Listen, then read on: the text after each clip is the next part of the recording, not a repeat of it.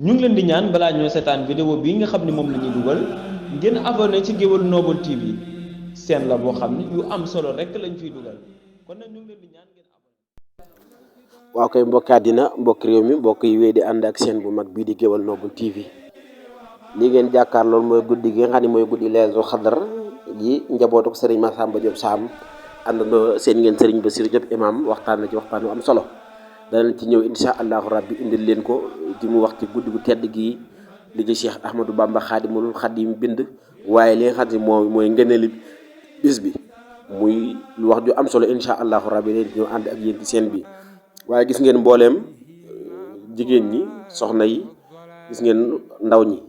tey daayira Masaalikul Jinaan gis ngeen Baye Tafa Diop feggoog Baye Laay Fay waaye gis ngeen mbokki njaañ yi àndandoo ñëpp sëriñ Bassirou Diop imam moo ngi noonu kii ngeen jàkkaar mooy sëriñ Modou Abdoulaye moom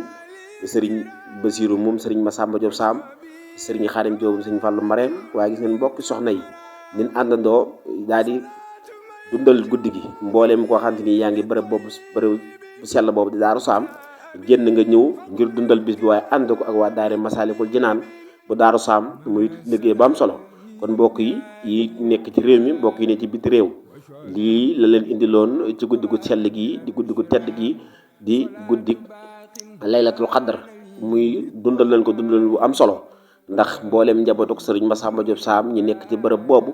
muy kilifa génn nga ca baas bi ci mbaar mi ànd ko ak waa daayira Masaalikul Jinaan waaye ànd ko ak soxna yi kon muy guddi goo xamante ni liggéey nañ ci liggéey bu am solo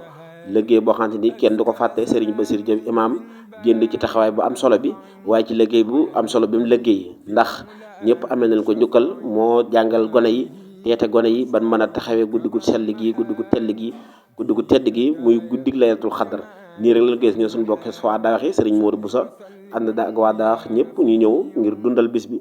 mboolem tund wër Daaru Saam ku ci nekk rek ñëw nga teewee bis bi mu mel ni waa Paaleen Fall àndandoo nan ñëw ngir teewee bis bii di guddi Laylatul Qadr nii rek lañ koy defee gis ngeen suñu bokk soxna yi ñëpp bàyyi nañ seen i lal bàyyi seen i nelaw bàyyi seen temps ñëw àndandoo ci bis bi sëriñ Jili Diop a ngoog feggu sëriñ Xaadim Diop moom sëriñ Fallou Marème kon mbooleem jabotuk sëriñ Massamba Diop Sam gi nga xamante ni ñoo nekk ci bërëb bu sell boobu ci Daaru Saam ñëw nañ ngir teewee bis bi waaye ñëw nañ